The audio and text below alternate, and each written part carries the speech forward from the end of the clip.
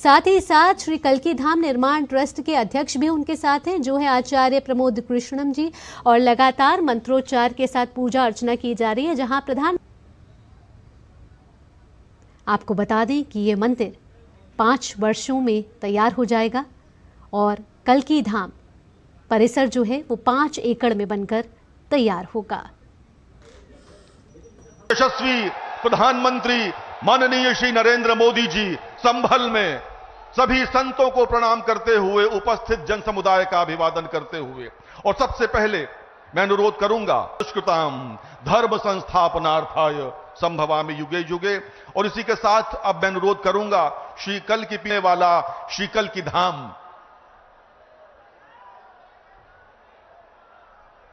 और आप सभी परम सम्मानित, परम आदरणीय, परम श्रद्धेय भारत के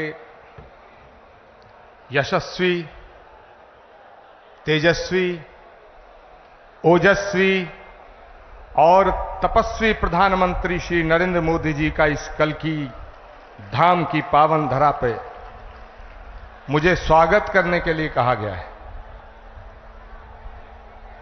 माननीय प्रधानमंत्री जी, जिंदगी में कभी कभी ऐसे पल आते हैं जब शब्द खो जाते हैं, वाणी थम जाती है। शबरी के पास बेर थे, विदुर के पास साग था, लेकिन हमारे पास तो आपका स्वागत करने के लिए सिवाय भावनाओं के, पुष्पों के कुछ भी नहीं है, कुछ भी नहीं है। माननीय प्रधानमंत्री महोदय, इस मंच पे परम श्रद्धेय स्वामी अवधेशानंद गिरी जी, परम श्रद्धेय स्वामी कैलासानंद जी, सदगुरु ऋषिकेश्वर जी महाराज और उत्तर प्रदेश के लोकप्रिय और सशक्त मुख्यमंत्री आदित्यनाथ जी महाराज विराजमान हैं। मैं सबको उनके श्री चरणों में अपना प्रणाम निवेदित करता हूं। माननीय प्रधानमंत्री जी, देश के कोने कोने से आए तमाम संत वृंद, कोई हरिद्वार से पधारा है, कोई गुजरात से पधारा है, कोई तमिलनाडु, केरल और आंध्र प्रदेश से पधारा है, कोई आसाम से आया है, कोई देवभूमि उत्तराखंड और हिमाचल प्रदेश से आया है। ये हजारों संतों का जो समूह आज इकट्ठा हुआ है, ये सनातन धर्म के उस उद्घोष के सपने को साकार करने के लिए इकट्ठा हुआ है। वो सपना जो 18 वर्ष पूर्व एक संकल्प के रूप में हमने देखा था, वो सपना जो ऋषि मुनि महात्माओं ने, त्यागी तपस्वियों ने आदिकाल से लेकर आज तक देखा कि पुराणों का उद्घोष है कि जब जब धरती पे अधर्म बढ़ता है, सज्जनता पर खतरा उमड़ता है। भगवान कृष्ण का गीता में उद्घोष है कि परित्राणाय साधूनाम विनाशाय च दुष्कृताम धर्म संस्थापनार्थाय संभवामि युगे युगे। यदा यदा ही धर्मस्य ग्लानिर्भवति भारत अभ्युत्थानम् अधर्मस्य तदात्मानं सृजाम्यहम्। भगवान कृष्ण का जो गीता में उद्घोष है, श्रीमद् भागवत के 12वें स्कंद में उल्लेखित है कि जब धरती पर, धरा पर पाप बढ़ जाएगा, अधर्म बढ़ जाएगा, तो उस अधर्म का नाश करने के लिए, धर्म की पुनर्स्थापना करने के लिए भगवान हर युग में आया है और हर युग में आएगा। इसीलिए संस्कृत का श्लोक श्रीमद् भागवत में संभल ग्राम मुखस्य ब्राह्मणस्य महात्मना भवने विष्णु यशस्य कल्की प्रादुर्भविष्यति।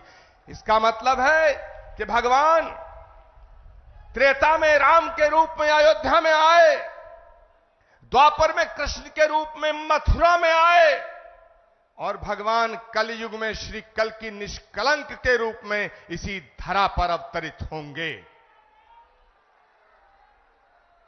माननीय प्रधानमंत्री जी महोदय, भगवान जहां आता है वो धराधाम बन जाती है। अयोध्या में जितना काम भगवान का आपके हाथ से हुआ, ये ऐसा संयोग है जो सनातन धर्म और इस राष्ट्र की इस ध्वजा को पूरे विश्व में फहराने का काम भारत की संस्कृति जो वसुधैव कुटुंबकम और विश्व बंधुत्व का संदेश देती है, उसको पूरी दुनिया में पहुंचाने का काम अगर आज कोई कर रहा है, वो भारत के यशस्वी प्रधानमंत्री नरेंद्र मोदी कर रहे हैं।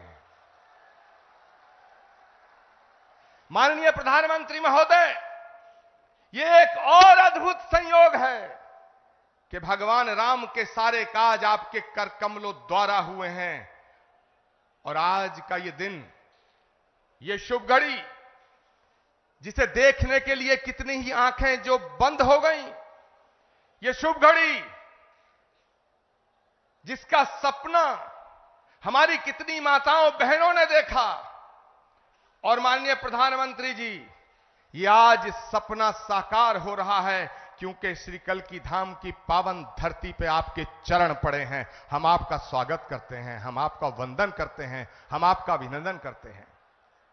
मैं अपनी वाणी को विराम देने से पहले एक बात जरूर कहना चाहता हूं। यह कल की धाम, श्री कल की धाम जहां भगवान आएगा, आज श्री कल की धाम की आधारशिला माननीय प्रधानमंत्री जी के कर कमलों द्वारा स्थापित हो चुकी है। अब वो दिन दूर नहीं है जब भारत में राम राज्य की पुनर्स्थापना होने का समय आ चुका है। एक बात कहते हुए अपनी वाणी को विराम दूंगा। जब मैं प्रधानमंत्री जी को आमंत्रित करने गया था तो मुझे नहीं लग रहा था कि प्रधानमंत्री जी मेरे निमंत्रण को स्वीकार कर लेंगे, लेकिन आप सब संतों के आशीर्वाद से, तमाम लाखों करोड़ों भक्तों की प्रार्थनाओं से माननीय प्रधानमंत्री जी ने मेरे निमंत्रण को स्वीकार किया। माननीय प्रधानमंत्री जी महोदय, जब आपकी तरफ से एक ट्वीट आया तो सारे देश के लोग, सारी देश की मीडिया मुझसे लगातार 15 दिन ये पूछती रही कि क्या प्रधानमंत्री जी आएंगे। मेरे पास कोई उत्तर ना था, लेकिन एक उत्तर था। उन्होंने पूछा क्या उन्होंने कुछ लिख के दिया है। मेरे पास आपका लिखा हुआ कोई पत्र नहीं था। मैंने उस उत्तर में सिर्फ इतना कहा, जैसे शबरी को विश्वास था कि राम आएंगे,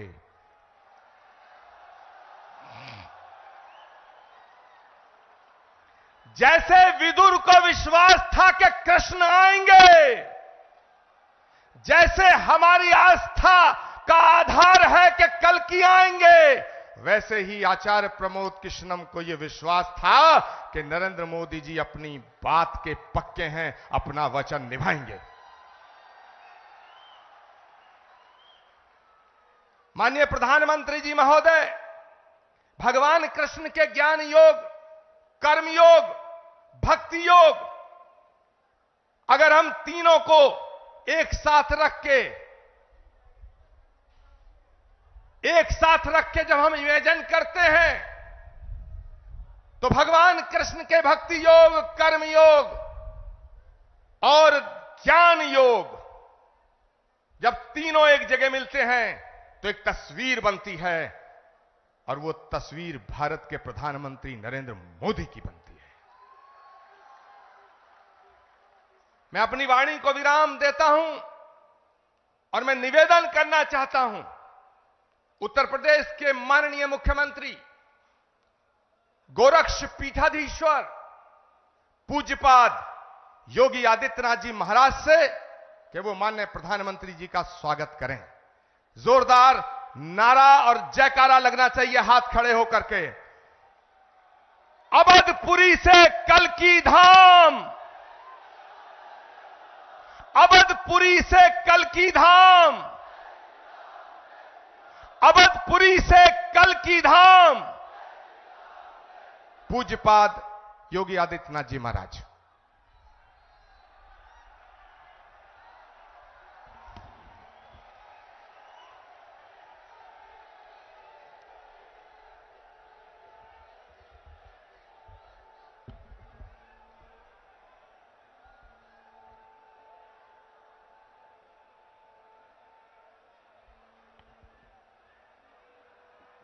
देश के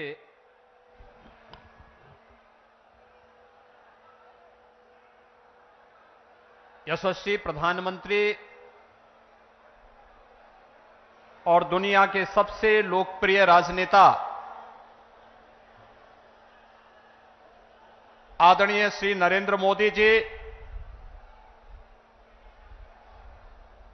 मंच पर उपस्थित जूना अखाड़ा के आचार्य महामंडलेश्वर पूज्य स्वामी अवधेशानंद गिरी जी महाराज, पूज्य स्वामी कैलासानंद ब्रह्मचारी जी महाराज, पूज्य संतजन सदगुरु श्री रितेश्वर जी महाराज, इस संपूर्ण कार्यक्रम के आयोजक आचार्य श्री प्रमोद कृष्णम जी, देश के अलग अलग कोने से उपस्थित सभी पूज्य संतजन और आदरणीय प्रधानमंत्री जी के स्वागत के लिए, अभिनंदन के लिए संभल, अमरोहा, मुरादाबाद और आसपास के जनपदों से सभी उपस्थित बहनों और भाइयों, आज आदरणीय प्रधानमंत्री जी का भगवान विष्णु के 200वें अवतार की जो ये भावी भूमि होने जा रही है, संभल जनपद में आगमन हुआ है। इस अवसर पर आदरणीय प्रधानमंत्री जी का मैं उत्तर प्रदेश वासियों की ओर से हृदय से स्वागत करता हूं, अभिनंदन करता हूं।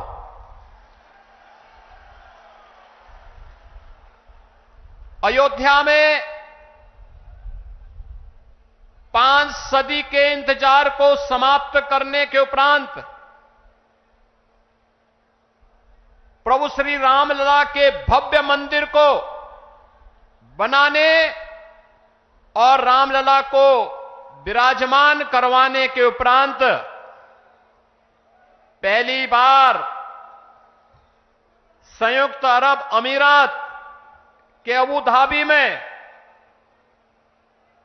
भगवान श्री नारायण के ही भव्य मंदिर के भव्य उद्घाटन कार्यक्रम के उपरांत आदरणीय प्रधानमंत्री जी का आगमन इस संभल जनपद में हुआ है।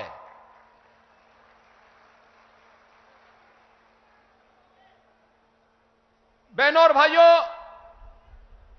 हम सबको इस बारे में देखना होगा। पिछले 10 वर्षों में हमने एक भारत का दर्शन किया है, एक नया भारत है, जिस नए भारत में हर नागरिक को सुरक्षा भी है और राष्ट्र को समृद्धि के नए सोपान तक पहुंचाने का संकल्प भी है। जिस नए भारत में युवाओं की आजीविका की व्यवस्था भी है, तो भारत की आस्था का सम्मान भी है। आस्था का सम्मान किस रूप में? काशी में काशी विश्वनाथ धाम, अयोध्या धाम में रामलला का पुनः विराजमान होना, केदारपुरी और बद्रीनाथ धाम का पुनरुद्धार का कार्य संपन्न होना, महाकाल में महालोक की स्थापना होना, ये वह नए भारत की तस्वीर है जिस नए भारत में हर युवा की आजीविका की गारंटी भी है और आपकी आस्था की भी गारंटी है। यही मोदी की गारंटी है। भाइयों बहनों, ये आस्था का सम्मान जिन लोगों ने आस्था के साथ लगातार खिलवाड़ किया, वे न आजीविका ही दे पाए और न भारत की आस्था को ही सम्मान दे पाए। आज तो भारत की विरासत भी सम्मानित होती है वैश्विक मंच पर। जब योग को वैश्विक मान्यता मिलती है और 21 जून की तिथि को दुनिया के लगभग 200 देश एक साथ जब भारत के अंदर किसी एक स्थान पर प्रधानमंत्री मोदी जी के नेतृत्व में करोड़ों भारतीय योग की इस विधा के साथ जुड़ते हैं, तो दुनिया के 200 से अधिक देश भी भारत की ऋषि परंपरा के इस प्रसाद के साथ जुड़ते हैं। कुंभ का आयोजन यूनेस्को के द्वारा मानवता के मूर्त सांस्कृतिक धरोहर के रूप में से मान्यता देना हो, या फिर अबू धाबी में भी किसी हिंदू मंदिर का होना जो कभी कल्पना थी, आज वह साकार हो रही है। यही नहीं, भारत के अंदर जो पहले असंभव था, आज वो संभव हुआ है। जो पहले नामुमकिन था, आज मुमकिन हुआ है। और वह इसलिए हुआ है क्योंकि आपके पास एक यशस्वी नेतृत्व है जो भारत को समझता भी है, भारत को यशस्वी नेतृत्व भी देने की क्षमता रखता है, और वह यशस्वी नेतृत्व वैश्विक मंच पर भी पूरी मजबूती के साथ भारत के गौरव और भारत के सम्मान को बढ़ाता है। और ये हम सब इस बात के लिए गौरवान्वित महसूस करते हैं जब प्रधानमंत्री मोदी जी का सम्मान दुनिया के मंच पर होता है। पूरी दुनिया उन्हें आशा भरी निगाहों से देख रही है। जिसके लिए भारत भारत कहलाता था, आज आजादी के बाद पहली बार 140 करोड़ की आबादी का भारत इस चीज को महसूस कर रहा है। आज सीमाएं सुरक्षित हुई हैं, तो भारत के अंदर भी हर तबके का व्यक्ति अपने आप को सुरक्षित महसूस करता है।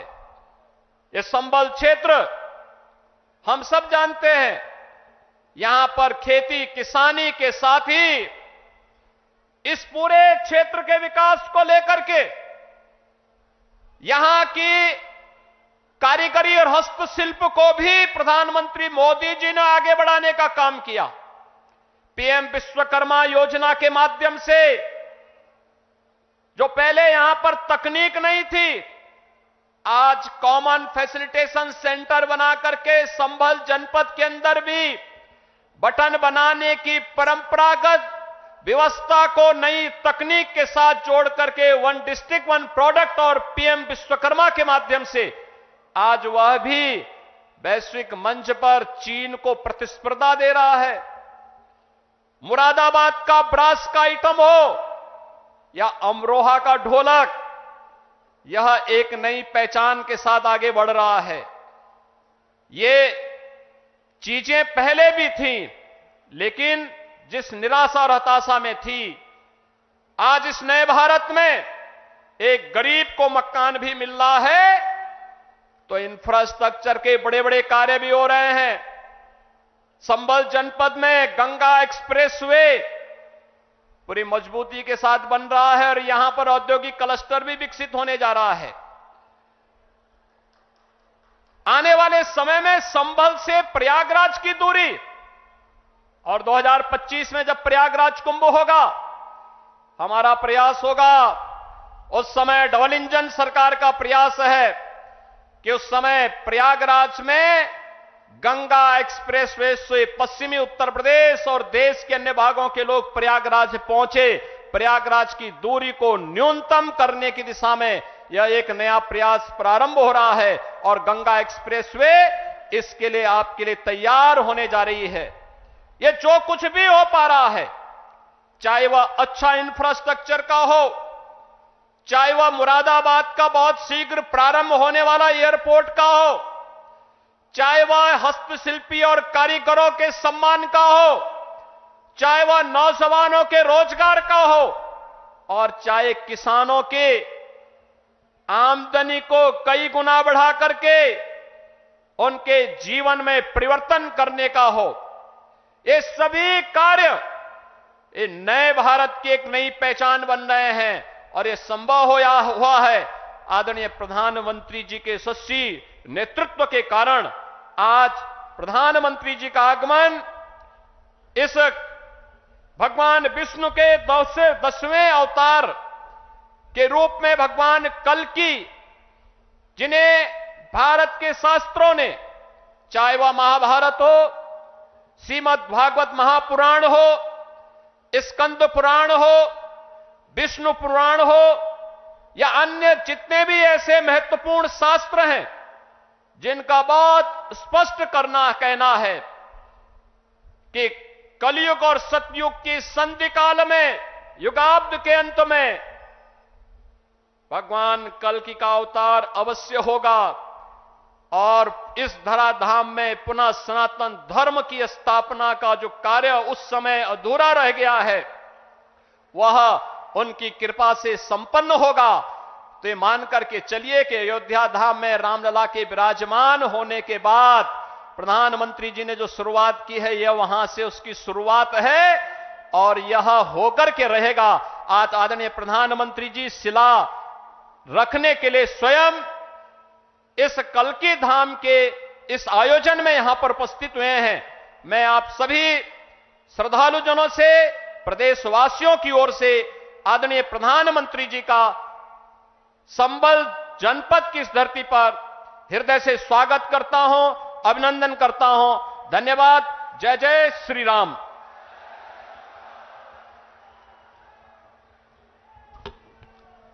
अब वो समय आ गया है, वो घड़ी आ गई है, वो लम्हा आ गया है, वो पल आ गया है जब हम भारत के यशस्वी प्रधानमंत्री जी को सुनेंगे। और हम लाखों की संख्या में यहाँ इकट्ठे हैं, लेकिन पूरी दुनिया के करोड़ों लोग जो सनातन के प्रेमी हैं, जो भारत के प्रेमी हैं, वो सब सुनना चाहते हैं कि भारत के प्रधानमंत्री जी श्री कल्कि धाम की पावन धरती से आज क्या बोलेंगे। मैं आप सबसे हाथ जोड़ के निवेदन करना चाहता हूं, सभी संत वृंदों से, तमाम जनता से, सभी भक्तों से, सारे लोगों से, कि एक बार खड़े होकर के भारत के यशस्वी प्रधानमंत्री जी का स्वागत करें। सभी अपने अपने स्थान पर खड़े होंगे और मैं आमंत्रित कर रहा हूं सनातन धर्म के ध्वजवाहक, विश्व बंधुत्व का एक ऐसा हस्ताक्षर जो इस भारत के नहीं विश्व के मानसिक पटल पर युग युगांत तक अंकित रहेगा। भारत के यशस्वी प्रधानमंत्री आदरणीय नरेंद्र मोदी जी, जोरदार तालियों से स्वागत। तालियां बजती रहे, जोरदार तालियों से स्वागत, अभिनंदन, वंदन, नमन।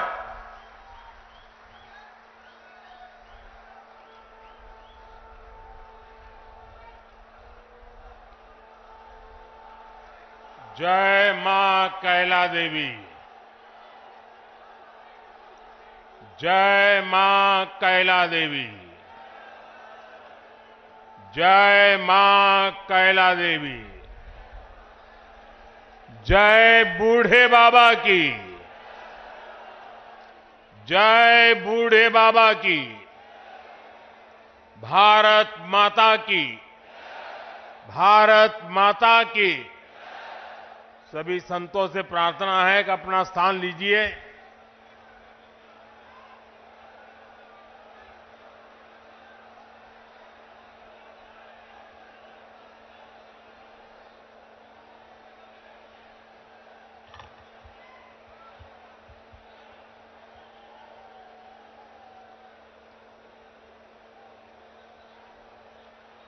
उत्तर प्रदेश के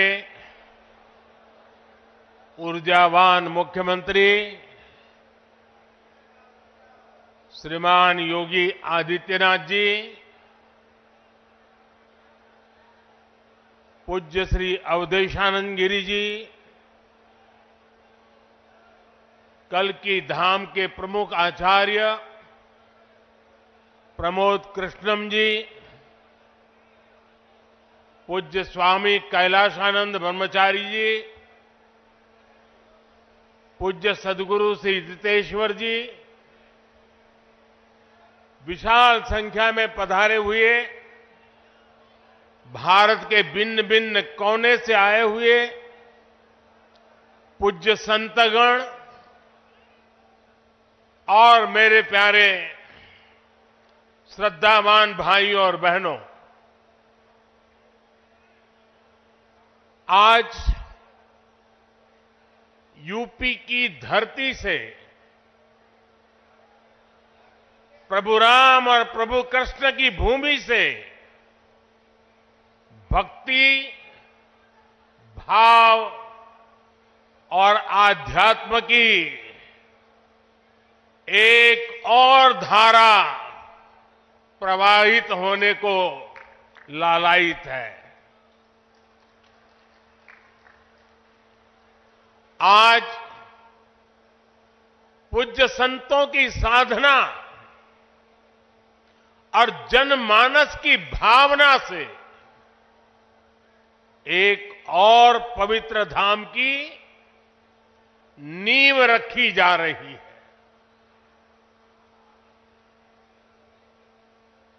अभी आप संतों आचार्यों की उपस्थिति में मुझे भव्य कल्की धाम के शिलान्यास का सौभाग्य मिला है। मुझे विश्वास है कि कल्की धाम भारतीय आस्था के एक और विराट केंद्र के रूप में उभर कर सामने आएगा। मैं सभी देशवासियों को और विश्व के सभी श्रद्धालुओं को शुभकामनाएं देता हूं। अभी आचार्य जी कह रहे थे कि 18 साल की प्रतीक्षा के बाद आज ये अवसर आया है। वैसे भी आचार्य जी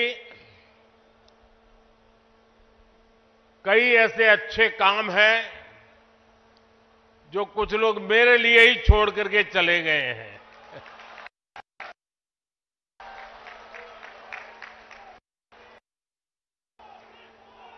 और आगे भी जितने अच्छे काम रह गए हैं ना, उसके लिए बस ये संतों का, जनता जनार्दन का आशीर्वाद बना रहे, उसे भी पूरे करेंगे। साथियों, आज छत्रपति शिवाजी महाराज की जन्म जयंती भी है। ये दिन इसलिए और पवित्र हो जाता है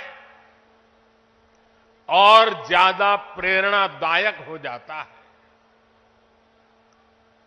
आज हम देश में जो सांस्कृतिक पुनरोदय देख रहे हैं, आज अपनी पहचान पर गर्व और उसकी स्थापना का जो आत्मविश्वास दिख रहा है, वो प्रेरणा हमें छत्रपति शिवाजी महाराज से ही मिलती है। मैं इस अवसर पर छत्रपति शिवाजी महाराज के चरणों में श्रद्धापूर्वक नमन करता हूं, उन्हें श्रद्धांजलि अर्पित करता हूं। साथियों, पिछले दिनों जब प्रमोद कृष्णम जी मुझे निमंत्रण देने के लिए आए थे, जो बातें उन्होंने बताई उसके आधार पर मैं कह रहा हूं कि आज जितना आनंद उनको हो रहा है उससे अनेक गुना आनंद उनकी पूज्य माता जी की आत्मा जहां भी होगी उनको होता होगा।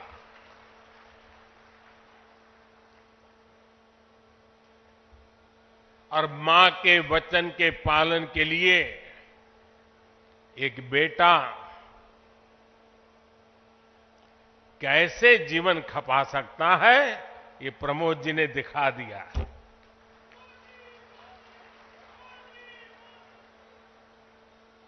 प्रमोद कृष्णम जी बता रहे थे कि कई एकड़ में फैला ये विशाल धाम कई मायनों में विशिष्ट होने वाला है। एक ऐसा मंदिर होगा, जैसा मुझे उन्होंने पूरा समझाया अभी, जिसमें 10 गर्भगृह होंगे और भगवान के सभी 10 अवतारों को विराजमान किया जाएगा। 10 अवतारों के माध्यम से हमारे शास्त्रों ने केवल मनुष्य ही नहीं बल्कि अलग अलग स्वरूपों में ईश्वरीय अवतार को प्रस्तुत किया गया है। यानी हमने हर जीवन में ईश्वर की ही चेतना के दर्शन किए हैं। हमने ईश्वर के स्वरूप को सिंह में भी देखा, वराह में भी देखा और कच्छप में भी देखा। इन सभी स्वरूपों की एक साथ स्थापना हमारी मान्यताओं की व्यापक छवि प्रस्तुत करेगी। ये ईश्वर की कृपा है कि उन्होंने इस पवित्र यज्ञ में मुझे माध्यम बनाया है, इस शिलान्यास का अवसर दिया है। और अभी जब वो स्वागत प्रवचन कर रहे थे तब उन्होंने कहा कि हर किसी के पास कुछ न कुछ देने को होता है, मेरे पास कुछ नहीं है, मैं सिर्फ भावना व्यक्त कर सकता हूं। प्रमोद जी, अच्छा हुआ कुछ दिया नहीं, वरना जमाना ऐसा बदल गया है कि अगर आज के युग में सुदामा श्री कृष्ण को एक पोटली में चावल देते, वीडियो निकल आती, सुप्रीम कोर्ट में पीआई हो जाती और जजमेंट आता कि भगवान कृष्ण को भ्रष्टाचार में कुछ दिया गया और भगवान कृष्ण भ्रष्टाचार कर रहे थे। इस व्यक्त में हम जुगर रहे और इससे अच्छा है कि आपने भावना प्रकट की और कुछ दिया नहीं।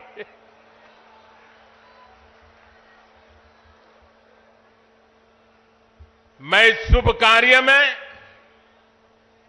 अपना मार्गदर्शन देने के लिए पधारे सभी संतों को भी नमन करता हूं। मैं आचार्य प्रमोद कृष्णम जी को भी बधाई देता हूं। साथियों, आज संबल में हम जिस अवसर के साक्षी बन रहे हैं, ये भारत के सांस्कृतिक नवजागरण का एक और अद्भुत क्षण है। अभी पिछले महीने ही 22 जनवरी को देश ने अयोध्या में 500 साल के इंतजार को पूरा होते देखा है। राम लला के विराजमान होने का वो अलौकिक अनुभव, वो दिव्य अनुभूति अब भी हमें भावुक कर जाती है। इसी बीच हम देश से सैकड़ों किलोमीटर दूर अरब की धरती पर अबू धाबी में पहले विराट मंदिर के लोकार्पण के साक्षी भी बने हैं। पहले जो कल्पना से भी परे था, अब वो हकीकत बन चुका है। और अब हम यहां संभल में भव्य कल की धाम के शिलान्यास के गवाह बन रहे हैं। भाई और बहनों, एक के बाद एक ऐसे आध्यात्मिक अनुभव, सांस्कृतिक गौरव के ये पल हमारी पीढ़ी के जीवन काल में इसका आना, इससे बड़ा सौभाग्य क्या हो सकता है। इसी कालखंड में हमने विश्वनाथ धाम के वैभव को काशी की धरती पर देखा है, निखरता हुआ देखा है। इसी कालखंड में हम काशी का कायाकल्प होते देख रहे हैं। इसी दौर में महाकाल के महालोक की महिमा हमने देखी है।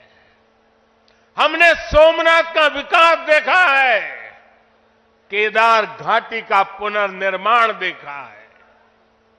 हम विकास भी, विरासत भी, इस मंत्र को आत्मसात करते हुए चल रहे हैं। आज एक और हमारे तीर्थों का विकास हो रहा है, तो दूसरी ओर शहरों में हाई टेक इंफ्रास्ट्रक्चर भी तैयार हो रहा है। आज अगर मंदिर बन रहे हैं, तो देश भर में नए मेडिकल कॉलेज भी बन रहे हैं। आज विदेशों से हमारी प्राचीन मूर्तियां भी वापस लाई जा रही है और रिकॉर्ड संख्या में विदेशी निवेश भी आ रहा है। ये परिवर्तन प्रमाण है साथियों, और प्रमाण इस बात का है, समय का चक्र घूम चुका है। एक नया दौर आज हमारे दरवाजे पर दस्तक दे रहा है। ये समय है हम उस आगमन का दिल खोलकर स्वागत करें। इसलिए मैंने लाल किले से देश को विश्वास दिलाया था, यही समय है, सही समय है। साथियों, जिस दिन अयोध्या में राम मंदिर की प्राण प्रतिष्ठा हुई थी, तब मैंने एक और बात कही थी। 22 जनवरी से अब नए काल चक्र की शुरुआत हो चुकी है। प्रभु श्री राम ने जब शासन किया तो उसका प्रभाव हजारों वर्ष तक रहा। उसी तरह राम लला के विराजमान होने से अगले 1000 वर्षों तक भारत के लिए एक नई यात्रा का शुभारंभ हो रहा है। अमृत काल में राष्ट्र निर्माण के लिए पूरी सहस्त्र शताब्दी का यह संकल्प केवल एक अभिलाषा भर नहीं है, ये एक ऐसा संकल्प है जिसे हमारी संस्कृति ने हर कालखंड में जीकर दिखाया है। भगवान कल्कि के विषय में आचार्य प्रमोद कृष्णम जी ने गहरा अध्ययन किया है। भगवान कल्कि के अवतार से जुड़े कई सारे तथ्य और शास्त्रीय जानकारियां भी आचार्य प्रमोद कृष्णम जी मुझे बता रहे थे। जैसे उन्होंने बताया कि कल्कि पुराण में लिखा है, शंबले वस तस्तस्य सहस्त्र परिवत्सरा, यानी भगवान राम की तरह ही कल्कि का अवतार भी हजारों वर्षों की रूपरेखा तय करेगा। इसलिए भाइयों और बहनों, हम ये कह सकते हैं कि कल्कि काल चक्र के परिवर्तन के प्रणेता भी है और प्रेरणा स्रोत भी है। और शायद इसीलिए कल्कि धाम एक ऐसा स्थान होने जा रहा है जो उन भगवान को समर्पित है जिनको अभी अवतार होना बाकी है। अब कल्पना करिए, हमारे शास्त्रों में सैकड़ों हजारों साल पहले भविष्य को लेकर इस तरह की अवधारणा लिखी गई। हजारों वर्ष बाद की घटनाओं के लिए भी सोचा गया।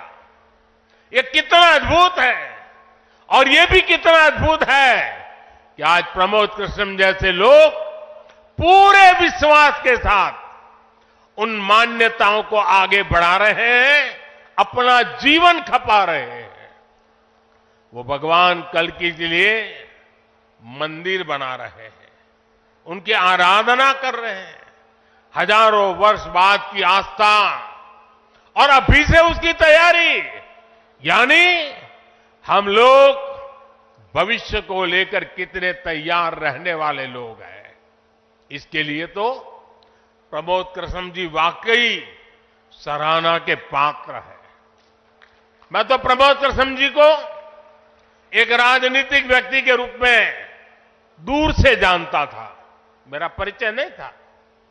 लेकिन अभी जब कुछ दिन पहले मेरी उनसे पहली मुलाकात हुई तो ये भी पता चला कि वो ऐसे धार्मिक आध्यात्मिक कार्यों में कितनी मेहनत से लगे रहते हैं।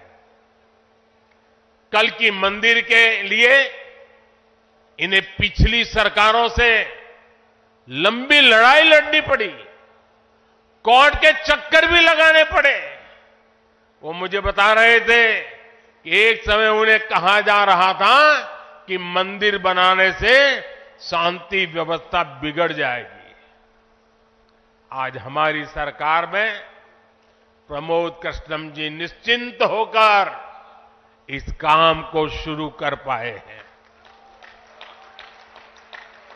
मुझे भरोसा है कि मंदिर इस बात का प्रमाण होगी कि हम बेहतर भविष्य को लेकर कितने सकारात्मक रहने वाले लोग हैं।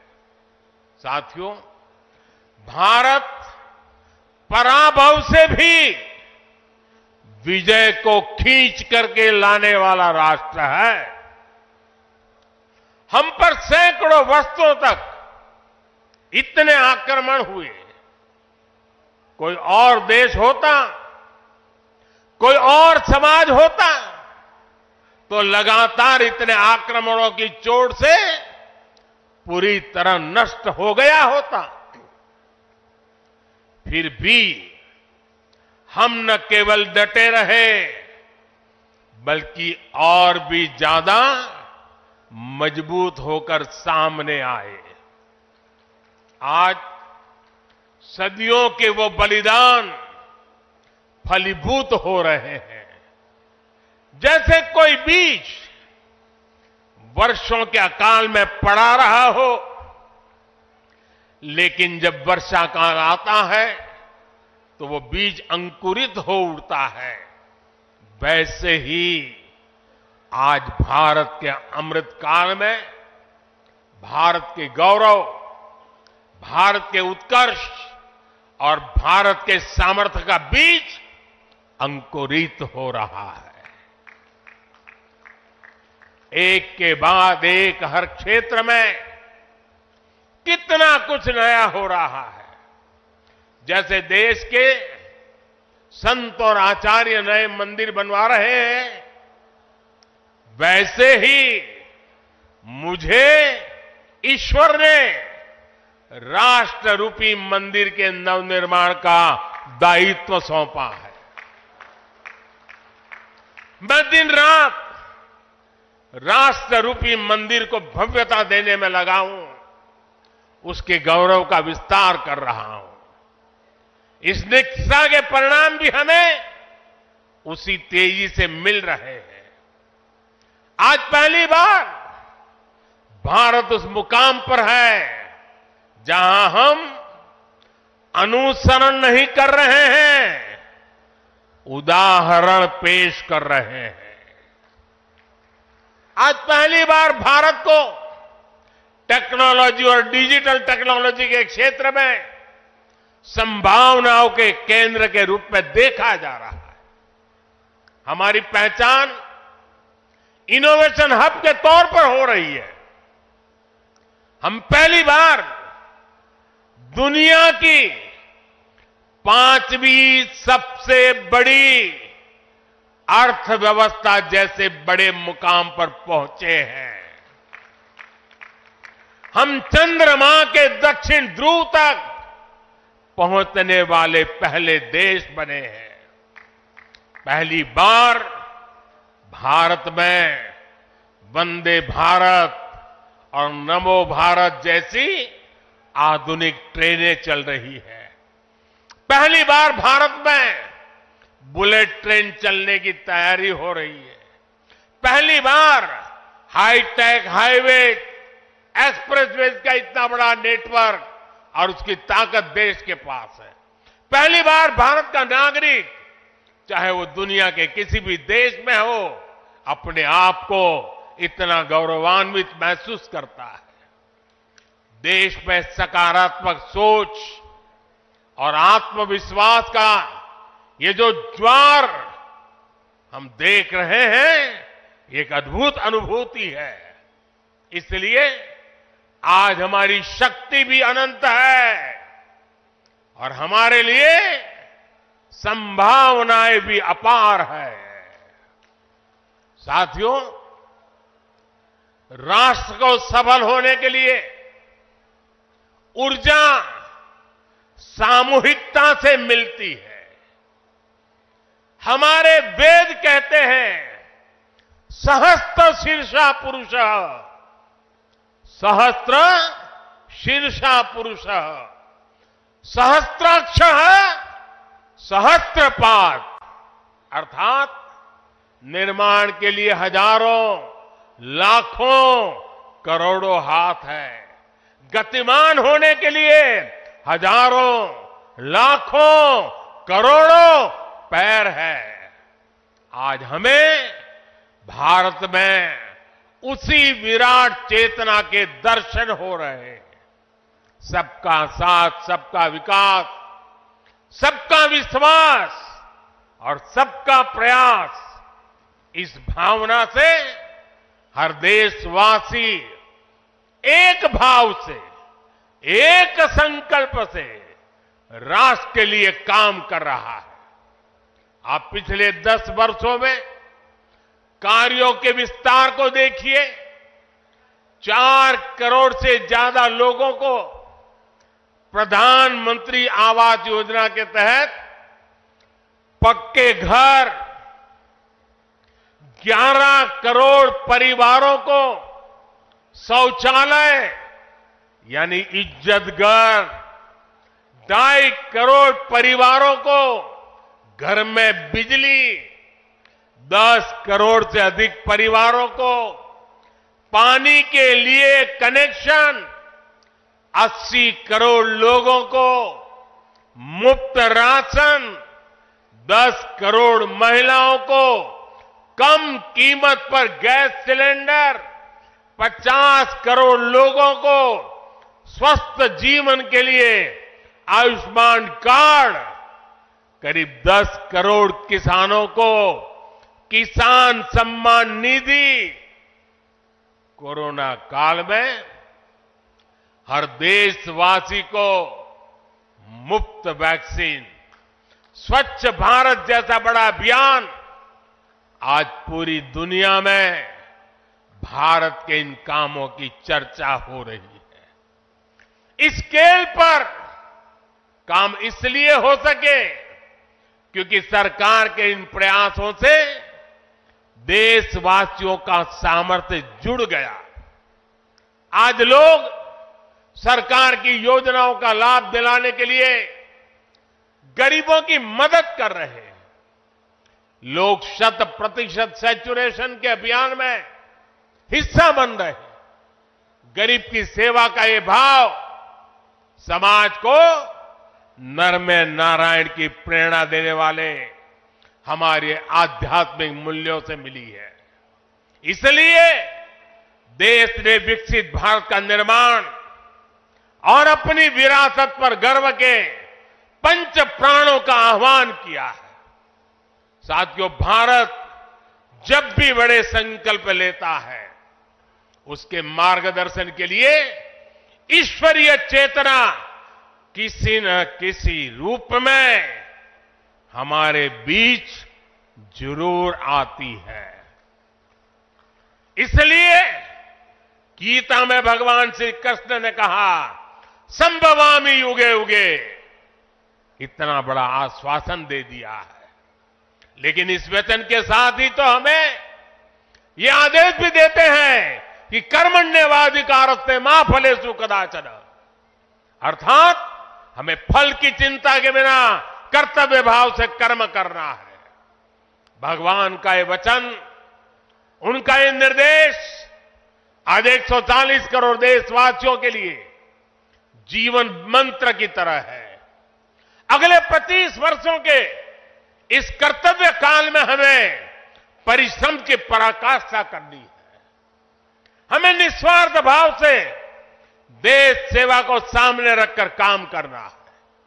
हमारे हर प्रयास में, हमारे हर काम से राष्ट्र को क्या लाभ होगा, ये प्रश्न हमारे मन में सबसे पहले आना चाहिए।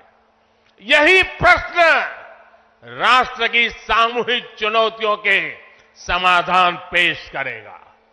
मुझे विश्वास है कि भगवान कल्कि के आशीर्वाद से संकल्पों की हमारी ये यात्रा समय से पहले सिद्धि तक पहुंचेगी। हम सशक्त और समर्थ भारत के सपने को 100% पूरा होता देखेंगे। इसी की कामना के साथ आप सभी का मैं बहुत बहुत धन्यवाद करता हूं और इस भव्य आयोजन के लिए और इतनी बड़ी तादाद में संतों के आशीर्वाद प्राप्त करने के लिए मैं हृदय से प्रणाम करते हुए अपनी वाणी को विराम देता हूं। मेरे साथ बोले, भारत माता की, भारत माता की, भारत माता की। बहुत बहुत धन्यवाद।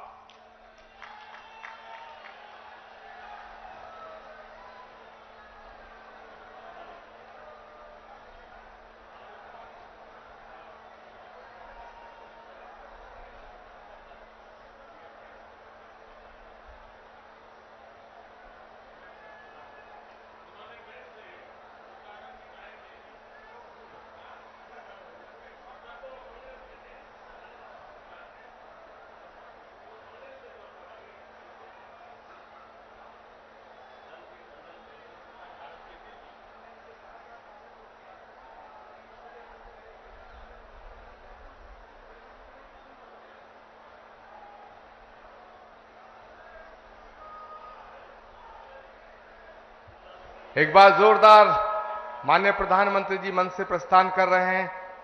आप जोरदार तालियों से जिस तरह उनके आने का स्वागत हुआ था, उस तरह उनके भारत माता की, भारत माता की, भारत माता की। पूज्यपाद अवधेशानंद जी गिरि जी महाराज